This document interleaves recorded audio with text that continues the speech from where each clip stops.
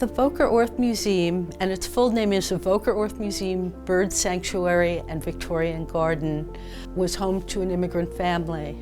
So what we work to do is to really preserve and interpret our cultural heritage of Flushing and Queens through the lens of this family's experience. They were immigrants, and Queens is all about families and immigrants, so we think there's a lot of similarities as well as differences that we can reflect upon.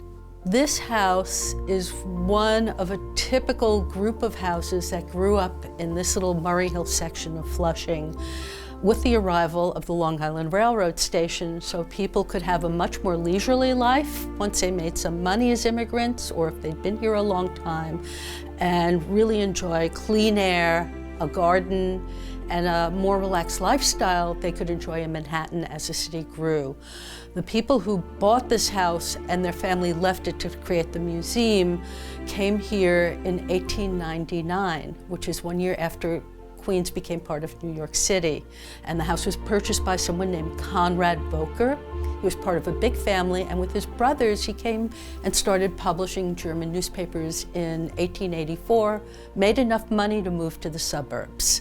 And 3 generations of the family lived here, and his granddaughter left the property to be a museum. Teresa moved in here in 1899, and this is actually PS22.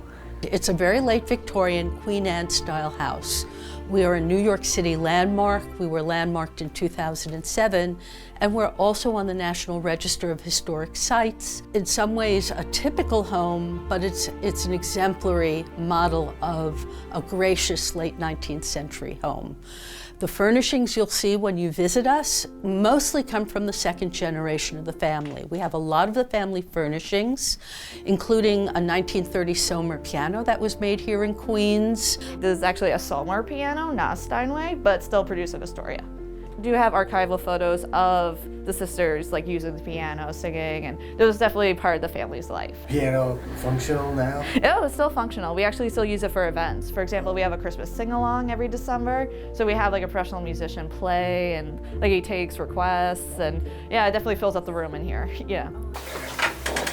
We also have a Victrola phonograph that belonged to the family from the same time period.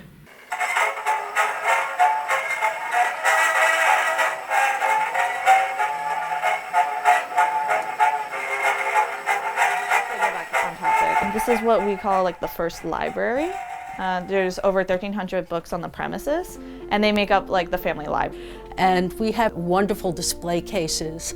We have very little of the first generation's family of furnishings because back in the 1890s they would have had brass beds and gilded furnishings and a lot of oak. So we try to sort of bridge the years that the family was here up until about World War II.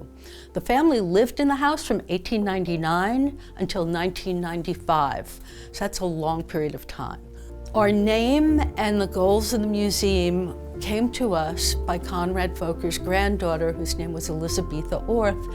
She was an educator professionally, and she spent her life living with family. She never married, she didn't have children, she was very active in the community.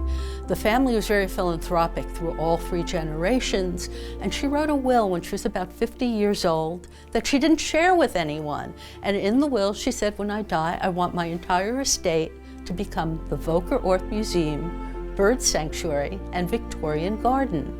And we know that she was very interested in local history, she was interested in the arts and literature, she loved to go birding, and she was very active at the botanical gardens. So she brought all of her interests together, and we try to sustain that here because so much of a balanced home life allows you to sort of explore your interests as well as be part of the community. So we try to sort of retain that flavor of lifestyle in what we do here in our programming and surroundings. A lot of people think that we take care of birds and repair them if they're injured. What we do is provide an environment for wild birds that fly, both migrating birds and our local birds, and the ways we help them are several things. We provide them with bird seed, fresh water, a habitat where they can hide, away from more predators. And we don't use any insecticides in our gardening. The garden is just waking up in spring, and it has real plant interest all the way into December. And we plant a number of old-fashioned plants and have organized it in a way with some of the features of typical Victorian gardens. There's water interest in a pond, there's hedges to define spaces, there's an outside area for recreation. We have a large lawn. We even do Shakespeare on the lawn each summer, and a lot of our workshops outside. We have a number of very old-fashioned flowers as well, and the productivity of a kitchen garden. The garden would be incomplete without bees, because bees are so important as pollinators, and many families use bees both for pollinating but also as a source of honey. So we do a mixed pollen honey, and we use it in our educational programs, and we sell honey here.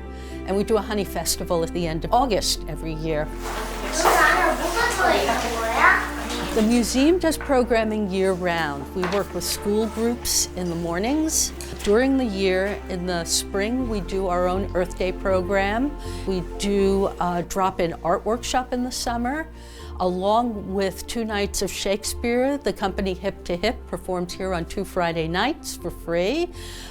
We do an Oktoberfest that's all about Flushing. It's called Oktoberfest Flushing Style, Sauerkraut and Kimchi. We do a number of concerts and talks and show the work of mostly Queens artists. We do a lot of drop-in workshops. Some of them relate to horticulture, a lot of them relate to crafts, and some to fine arts. We're decorating flower pots today and sending home all the participants either with a fresh herb or a little flower, depending on their interest.